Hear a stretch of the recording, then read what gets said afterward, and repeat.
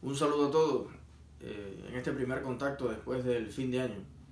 Y hoy estaremos analizando un tema que precisamente me surgió la idea a partir de un post que hice precisamente el 31 de diciembre. Para este análisis voy a partir de una conversación muy grata, por cierto, que tuve con un amigo. Y quiero dejar esto muy bien claro porque, bueno, la conversación y el análisis que quiero hacer simplemente es que entre todos podamos tener un debate sobre este tema, que a mi juicio es muy importante,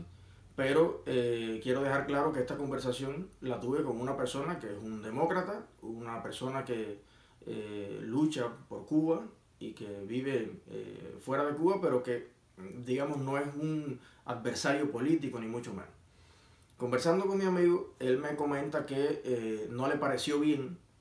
que en el post del 31 de diciembre yo pusiera algunas fotos donde a su juicio algunas cosas podían haber sido utilizadas o manipuladas por el Partido Comunista o por algunos detractores. Y él se refiere a que en esa foto que yo publiqué el 31 de diciembre yo estoy picando un trozo de carne de puerco en casa de unos amigos míos que me invitaron a pasar el fin de año. Tengo un gorrito de esto de Navidad puesto y estoy usando guantes en las manos. Y que bueno, imagínate, en la situación que tiene Cuba, esto puede ser visto como una ostentación. Y yo entiendo además que él me lo dice con las mejores intenciones. Pero quiero que hoy hagamos un análisis sobre esa mentalidad, que yo creo que al final es algo que nos han inculcado durante más de 50 años de este sistema y que de cierta manera nos obliga todos los días a ser un poquito hipócritas. Algo en lo que yo honestamente no quiero caer, no quiero vivir en una cultura de la simulación, de la mentira, de la doble cara, de la apariencia. Y yo le transmitía, ¿no?, a este amigo, le decía, bueno, primero usar guantes para manipular comida en cualquier país desarrollado del mundo, y ojalá también sea mañana así en Cuba, requiere obligatoriamente ponerte unos guantes. Es algo que está, no sé si legalmente establecido o culturalmente aceptado, pero es así. Segundo, un gorrito de estos de cartón de Navidad, por lo menos en los Estados Unidos, por $1 te dan unos cuantos. Y es algo que estaba allí, se lo puso todo el mundo y yo me lo puse también. Un pedazo de carne de puerco no creo que sea a estas alturas de la vida una ostentación, ni mucho menos. Creo que es la norma, más o menos, de lo que todas las familias tratan de tener para el fin de año. Esto me recuerda mucho, cuando me dijo eso, ¿no?, a aquellos años donde era un niño y tú ibas a la escuela y te decían tus padres muy claramente, si te preguntan qué tú comes en tu casa, acuérdate que tienes que decir que comes arroz y frijoles y algún día a la semana huevo o picadillo. Cuidadito con decir que te comiste un bistec. ¿Mm? Y así, o sea, una serie de códigos sociales a los cuales nos acostumbramos y hemos aceptado sin cuestionarnos cuál es el efecto que verdaderamente ha causado esto en la mentalidad nacional. Y pareciera que ser pobre o simularlo o ser humilde en el peor sentido, la peor acepción de la palabra humilde, finalmente te da más crédito, más razón, más veracidad a la hora de expresar una opinión política o de cualquier índole, al menos en la sociedad cubana, porque en otras sociedades,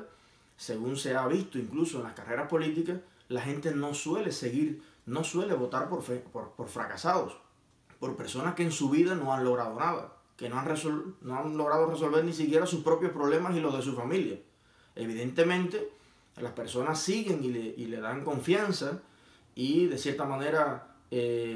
opinan que deben tomar decisiones a nivel nacional la gente que ha logrado salir adelante en la vida, que entiende cómo funciona el mercado y una serie de cuestiones y ha sido en cierta medida exitoso.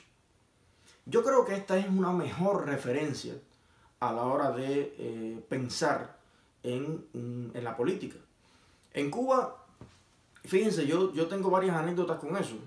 y lo he vivido yo y algunos amigos míos también. Por ejemplo, yo recuerdo una vez que a Joanny le revisaron la basura que botaba de la casa para utilizar luego en algunos blogs por ahí el hecho de que, imagínate, Joanny Sánchez toma cerveza Cristal. Y una vez estábamos sentados comiéndonos un muslo de pollo en algún lugar también en La Habana, un fin de semana, y pedimos una cerveza y allí estaba una pareja de agentes de la inteligencia cubana, de la contrainteligencia, no sé, igual tratando de tener videos, imágenes de Joanny y Eliezer tomándose una cerveza, ¿no? La bebida más proletaria que existe en el mundo, y es como si uno tuviera que esconder la vida normal y simular otra cosa para tal vez ganarse la aceptación del público en general. Yo creo honestamente que esto es un problema de mentalidad muy serio. En primer lugar, no creo que a mí me quite o me dé la razón política, o me quite o me dé la razón en los criterios que yo estoy expresando de cualquier índole, si yo me tomo o no me tomo una cerveza. Que la pude haber comprado yo, me la pudieron haber regalado, habría que ver el contexto. Yo creo que pensar de esta manera es una mentalidad empobrecedora, es una mentalidad que le ha hecho mucho daño a nuestro país, porque recuerden lo que vivimos en los pequeños pueblos, en los pequeños barrios, donde cada vecino está pendiente de qué tamaño es el televisor tuyo, si tienes o no tienes tal o más cual cosa, si arreglaste o no arreglaste la casa, si tienes un buen patio. Bueno, a fin de cuentas es como si todos estuviéramos vigilándonos unos a otros a ver quién tiene un poquito más, no para alegrarnos de eso, no para mirar cómo lo logró, cómo tuvo ese pequeño éxito y tal vez nosotros esforzarnos y poder tenerlos también, sino muchas veces para tratar de que no lo tenga, para tratar de ponerle limitaciones, de ponerle obstáculos, y eso no es otra cosa que una especie de pandemia de envidia nacional que ha propiciado, que ha alentado el sistema cubano, cuando en realidad a estas alturas ya se conocen cómo ha sido la vida de todas esas familias de jerarcas cubanos que en nada se parece a esta cultura de la pobreza que tratan de promulgar todo el tiempo. Sin embargo, en sus yates, sus islas, sus vacaciones, sus comodidades y las de su descendencia no tienen ningún tipo de coherencia con esta mala maña que nos han dejado a el resto de los cubanos. Yo creo honestamente que lo que hace falta en Cuba no es ni que los líderes políticos o las personas en Cuba sigamos difundiendo,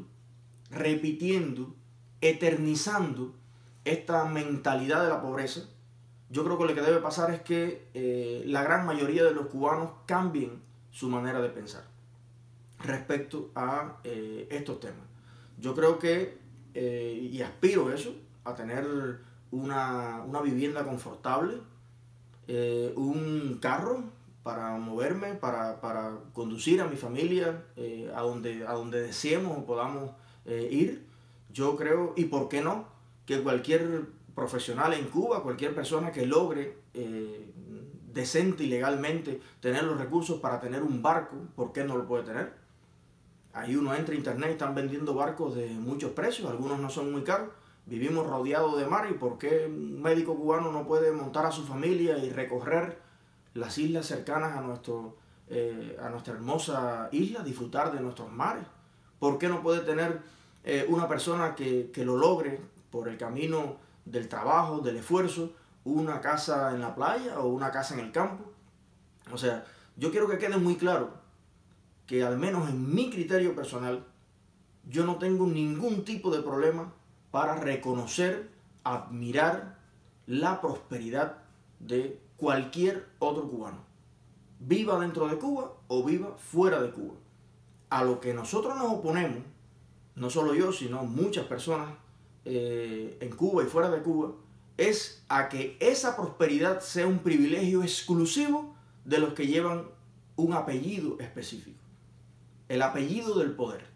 y que ese apellido sea la licencia para poder saltarse todos los obstáculos burocráticos, económicos, políticos que se le imponen al resto del pueblo y poder entonces importar, exportar, tener el carro del año, porque es el hijo o es el nieto o es el funcionario tal que responde a los intereses del gobierno dictatorial que hay en Cuba. Pero yo creo que nosotros tenemos que,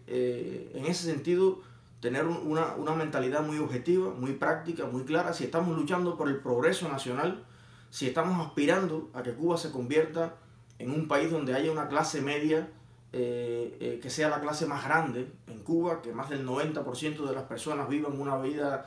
digna, que sean libres, que tomen sus propias decisiones, pues entonces tenemos que asimilar que en ese estado de cosas, que yo creo que es mejor que el que tenemos ahora, pues mucha gente tendrá un carro de lujo, el que se lo pueda comprar, mucha gente tendrá un barco para pasear, mucha gente tendrá una casa grande y bonita,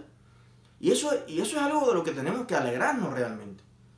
Eso es un éxito que tiene una sociedad, que mucha gente prospere dentro de ella.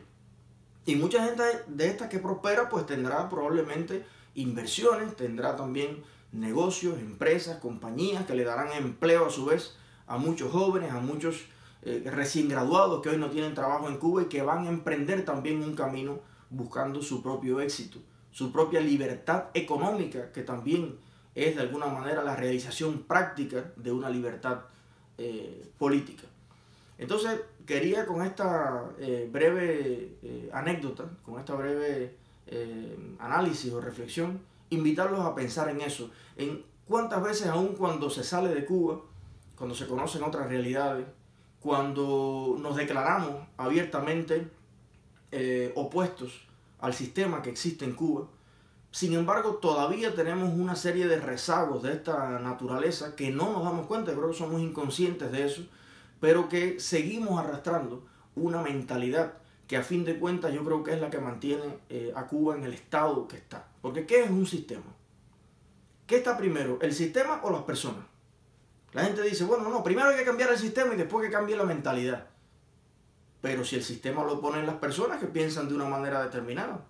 si no cambia la mentalidad de las personas, que son las que conforman el sistema, las que lo escriben, las que lo practican, las que lo aceptan, ¿cómo va a cambiar el sistema? Entonces aquí en el huevo o la gallina yo creo que la mentalidad de los cubanos viene siendo lo primero que tiene que cambiar para que luego eso se refleje en las actitudes, en las acciones, en las leyes, en las propuestas, en todo lo que podemos construir. Y una idea fundamental que debe cambiar en la mente de los cubanos es cómo vemos, cómo aceptamos la prosperidad, las posibilidades de no solo las nuestras propias, sino también las de nuestros vecinos, las de nuestras familias, las de nuestros líderes también. Porque yo hay muchos líderes en Cuba que los admiro, que los respeto, siempre menciona a Dagoberto Valdés y demás. Y a mí no me parece que si Dagoberto Valdés pasara más hambre, o si Dagoberto Valdés anduviera con los zapatos rotos o con la camisa llena de huecos, probablemente por disimular, o porque nadie vaya a decir que imagínate que él se pone tal cosa, yo no creo que tuviera más razón en lo que dice, o menos razón. Yo me alegro de que las personas que piensan, las personas que actúan, la gente que tiene criterio, pues pueda educarse mejor, pueda estar bien alimentada, pueda durar muchos años, pueda tener un estilo de vida sano. Yo creo que hay que diferenciar claramente qué cosa es la ostentación, ¿no? Porque, no sé, tal vez a mí me quedaría, no va con mi personalidad, ahora andar lleno de cadenas de oro y no sé, no me imagino qué pudiera ser esa ostentación, ¿no? No me imagino. Pero me parece que hay que saber que hay un espectro en el medio que significa simplemente tener una vida limpia, honesta, medianamente confortable, en el estándar de lo que es internacionalmente vivir normal, ojalá que vivir bien. Y yo creo que los cubanos tienen que cambiar la manera en la que miden este tipo de cosas y la importancia que le dan a la hora de valorar un criterio político. Esto es simplemente lo que le quería decir hoy y creo que con cambiando esta mentalidad y empezando el 2018 con una mentalidad de progreso, de emprendimiento, de proponernos nuevos retos, de admirar, respetar y estudiar a los que han logrado un poco más en la vida para tratar nosotros de también incorporar buenas prácticas a nuestros proyectos. Yo creo que con este pensamiento vamos a lograr mucho más en el 2018 que pensando a la vieja usanza, ¿no? Pensando que entre más pobre seas, más razón tienes o más derecho tienes a expresar tu criterio. Yo no creo que sea así exactamente, y es la invitación que le hago en este 2018. Un saludo a todos y nos vemos en otro análisis.